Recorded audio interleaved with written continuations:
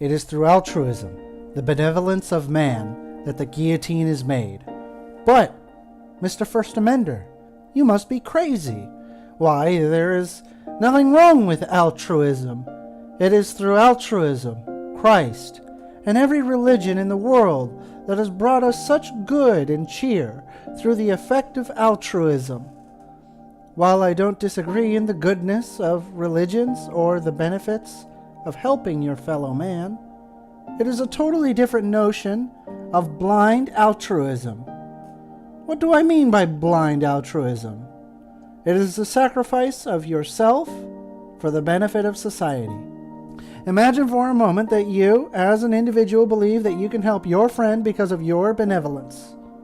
Maybe, for instance, they involve themselves in kickboxing, and it is under your belief that your altruism that they should not involve themselves in kickboxing, for it is unsafe for them.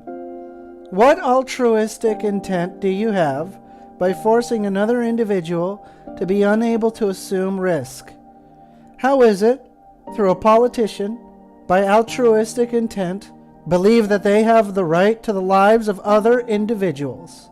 You must have X so that it may be better for your life, said the altruist. You need to be like Y so that you can live a better life, said the altruist. An altruist can assume ownership of your body, ownership of your life, and ownership of assuming your personal risk. And to quote a segment by Ayn Rand, the common good of a collective, a race, a class, a state, was the claim and justification of every tyranny ever established over men. Every major horror of history was committed in the name of an altruistic motive. Has any act of selfishness ever equaled the carnage perpetrated by the disciples of altruism? Does the fault lie in men's hypocrisy or in the nature of the principle? The most dreadful butchers were the most sincere. They believed in the perfect society reached through the guillotine and the firing squad.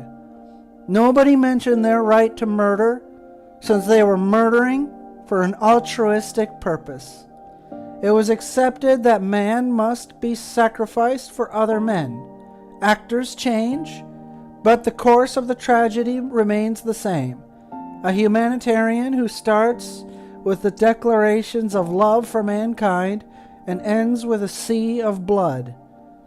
It goes on, and I will go on as long as men believe that an action is good if it is unselfish. That permits the altruist to act and forces his victims to bear it.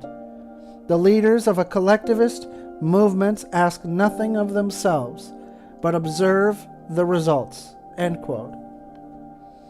So through altruism, we assume the death and destruction of humans for the good of a collective mass.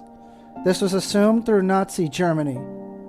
There are those that sacrificed for the good of humanity by altruism, and again through Soviet Russia from the 1890s to the 1950s, where we can justify the death and destruction of a minority group for the good of a collective mass. You sacrifice yourself simply for the good of the people, so that it is through the power of a government, the altruistic, that the guillotine is made and used. For through the collective mass, it benefits the death of others to solidify the good based on the arbitrary notion of a politician. This has been an article written by me, the First Amender, and I created an entire website called firstamender.com, where you can effectively go to that site and you could talk about your own beliefs. You could say whatever piece that you like, that there is no censorship in what you have to say. So feel free to check out that website, firstamender.com, 1ST, Amender, AMENDER.com. Thank you very much. Have a great day.